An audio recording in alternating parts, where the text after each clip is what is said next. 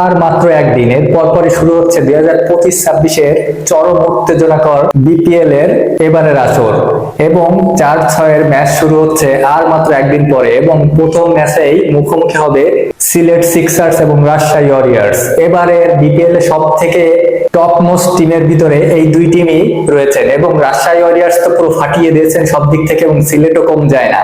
দুর্দান্ত টিম গঠন করেছে এই দুই দলই। প্রথম ম্যাচে, উদ্বোধনী ম্যাচে শুক্রবারের 1টার সময় অনুষ্ঠিত হবে এই দুই দল। চলুন আজকে দেখা যাক যে এই দুই দলের ভিতরে কার জয়ের পার্সেন্টেজ বেশি এবং কোন দল এবারের বিপিএল এর প্রথম ম্যাচটা।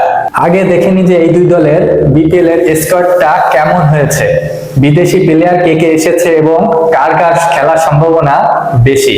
প্রথমেই শুরু করতে চাই রাজশাহী ওয়ারিয়র্স। এবারে বিপিএল এর শিরোপার অন্যতম দাবিদার এই টিমটা। এই টিমে রয়েছে নাজমুল হোসেন শান্ত ক্যাপ্টেন, তানজিদ হাসান তামিম, মুশফিকুর রহিম, ইয়াসির আলী রাব্বি, আকবর আলী, জিসান আলম, শাহরিয়ার হোসেন, এগুলো হচ্ছে ব্যাটসম্যান এবং অলরাউন্ডার।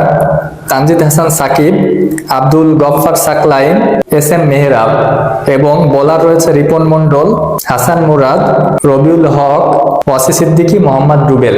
এটা হচ্ছে দেশীয় কালেকশন এবং বিদেশি যে কালেকশন গুলো সেগুলো মাথা নষ্ট কালেকশন। এর ভিতরে রয়েছে শাহাবজাদা ফারহান, পাকিস্তানের হার্ড হিটার। এছাড়া রয়েছে সন্দীপ লামিসানে, দুর্দান্ত লেগ স্পিনার।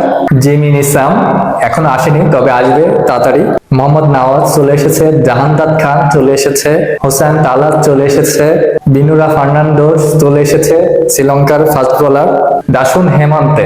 দেখুন, এই হচ্ছে মূলত তাদের বিদেশি কালেকশন এবং দেশি কালেকশন এবং এই দেশি বিদেশি মিলিয়ে অলরেডি কিন্তু তাদের 5 থেকে 6 জন বিদেশি চলে এসেছে এবং দেশি বিদেশি মিলে তাদের একাদশটা কেমন হতে পারে। এবার আসুন সিলেট সিক্সার্স থেকে কে আছে এক নজরে একটু দেখে নি এবং বিদেশি কে কে এলো সেগুলো একটু দেখে নি। দেখুন, সিলেটে দেশিদের ভিতরে আছে মেহেদী হাসান মিরাজ ক্যাপ্টেন, নাসুম আহমেদ, পারভেজ হোসেন ইমন, খালেদ আহমেদ, আফিফ হোসেন, রনি তালুকদার, জাকির হাসান, রুয়েল মিয়া, আরিফুল ইসলাম, ইবাদত হোসেন, শহীদুল ইসলাম, মমিনুল হক, রাতুল ফেরদাউস, তৌফিক খান।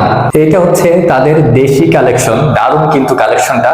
এবার বিদেশি যদি কালেকশনটা দেখি তাহলে প্রথমে যার নাম আসে তিনি হচ্ছে মোহাম্মদ আমির, তারপর অ্যাঞ্জেলো ম্যাথিউস, অ্যারন জোন্স, সালমান ইরশাদ, মঈন আলী, আজমাতুল্লাহ অমরজাই এবং ইথান ব্রুকস। এই হচ্ছে তাদের বিদেশি কালেকশন। বিদেশি কিন্তু দারুণ মাপের কালেকশন করেছে এই সিলেট সিক্সার্স। কারণ আপনি বুঝতেই পারতেছেন যে মঈন আলী, আজমাতুল্লাহ অমরজাইয়ের মতো অলরাউন্ডার যাদের দলে থাকে এরা যে কেউ এক্সপেক্টেড হয়ে উঠতে পারে, যে কোনো সময় যে কোনো ম্যাচ বের করে নিতে পারে একাই এক হাতে। কি চরম মানে বিদেশি কালেকশন সিলেটেরও, আপনি বুঝতে পারতেছেন। তবে এই দুইজনের সার্ভিস কিন্তু এখনই পাচ্ছে না সিলেট। এই দুইজন কিন্তু আইএল টি20 তে ব্যস্ত আছেন, তাতে করে এদের সার্ভিস পেতে আরো কিছু ম্যাচ অপেক্ষা করতে হবে সিলেট সিক্সার্সের।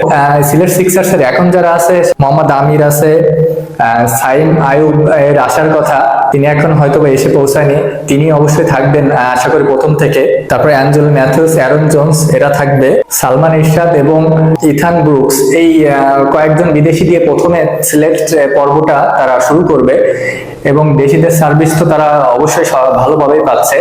তাতে করে এই যে সিলেট এবং এই রাজশাহীর এই প্রথম ম্যাচ অনুষ্ঠিত হবে শুক্রবারে, এটা কিন্তু মারকাটের একটা দারুণ একটা ম্যাচ অনুষ্ঠিত হবে।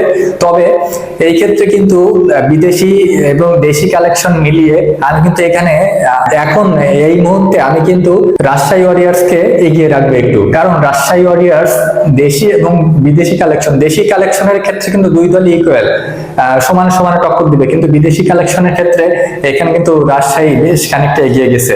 কারণ আপনারা দেখেছেন যে অলরেডি রাজশাহীতে যোগ দিয়েছেন সন্দীপ লামিসানে, মোহাম্মদ নওয়াজ, জাহানদাদ খান, বিনুরা ফার্নান্ডোস, সন্দীপ লামিসানে, এই ধরনের বিশ্বমানের তারকারা যোগ দিয়েছেন, যারা কিনা ম্যাচের যে কোনো সময় টার্নিং পয়েন্ট হয়ে উঠতে পারে। এবং বাংলাদেশের এই পিচটা খুবই ভালোভাবে জানে মোহাম্মদ নওয়াজ, বিনুরা ফার্নান্ডোস, এই যে সন্দীপ লামিসানে, তার কিন্তু লেগ স্পিনারে কিন্তু যে কোনো স্পেল তিনি কিন্তু গড়িয়ে দিতে পারেন একাই। তাতে করে এই যে কয়েকজন বিদেশি কিন্তু আপনার ম্যাচের মোড় ঘুরিয়ে দিতে পারে যে কোনো সময়। তাতে করে সিলেট পর্ব থেকে যে মারকাটের এবারের বিপিএল শুরু হচ্ছে, সেখানে কিন্তু প্রথম ম্যাচটাই আমি একটি হলে এগিয়ে রাখবো রাজশাহী ওয়ারিয়র্সকে। সিলেট টাইটান্স যে একবারে যে অনেক বড় পার্থক্য তা কিন্তু না, আমি এই যে 19 এবং 20 পার্থক্য রাখবো। টি-20 ম্যাচ হচ্ছে এমন যে যে টিমটা ওই দিন তাদের সেরাটা দিয়ে খেলতে পারবে সবাই, সেই টিমটাই জিতে যাবে। বিদেশি দেশি বলে কোনো কথা নেই। তবে আমি এখানে বিদেশি এবং দেশিদের সমান রাখবো এবং বিদেশিদের একটু এগিয়ে রাখবো রাজশাহী ওয়ারিয়র্স, এবং রাজশাহী ওয়ারিয়র্সের জেতার সম্ভাবনা বেশি 60 এবং 40। রাজশাহী ওয়ারিয়র্স 60%, সিলেট টাইটান্স তারা হচ্ছে 40%। আপনি কি মনে করেন অবশ্যই কমেন্টে জানাবেন। ভালো লাগলে পাশে থাকবেন। ধন্যবাদ।